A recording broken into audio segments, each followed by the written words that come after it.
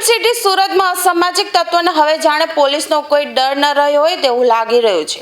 શહેરના નવસારી બજાર સગ્રામપુરા વિસ્તારમાં આવેલી પોલીસ ચોકીની બિલકુલ બહાર જ એક હાર્ડવેરના વેપારી પર ચપ્પુ વડે જીવલેણ હુમલો કરવામાં આવતા સમગ્ર વિસ્તારમાં ફફડાટ વ્યાપી ગયો છે।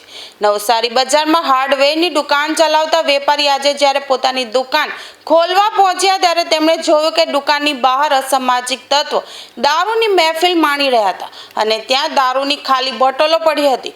વેપારીએ તત્વોને પોતાની દુકાન પાસે દારૂ ન પીવા અને ત્યાંથી જતા રહેવા માટે ટકોર કરી હતી। પોતાની ભૂલ સ્વીકારવાને બદલે ઉશ્કેરાયેલા અસામાજિક તત્વોએ વેપારી સાથે બોલાચાલી કરી હતી અને જોતજોતામાં ચપ્પુ કાઢી તેમના પર હુમલો કરી દીધો હતો। આ હુમલામાં વેપારીના પગના ભાગે ગંભીર ઈજાઓ પહોંચી હતી। લોહી લુહાણ હાલતમાં વેપારીને તાત્કાલિક 108 એમ્બ્યુલન્સ મારફતે સિવિલ હોસ્પિટલમાં સારવાર અર્થે ખસેડવામાં આવ્યા છે। ત્યારે વેપારી અસામાજિક તત્વ પર કડક કાર્યવાહીની માંગ કરી છે।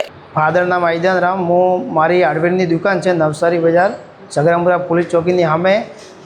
હું દુકાન સવારમાં ખોલવા ગયો, આ માટે મને 2-3 લુકા ત્યાં દારૂ પીતા હતા। આ લોકોએ મને ચાકુનો ઘાવ મારેલો છે। એનું નામ છે રાહુલ કુમાર સોલંકી નામ છે। આને રહેવાનું છે મલેકવાડી।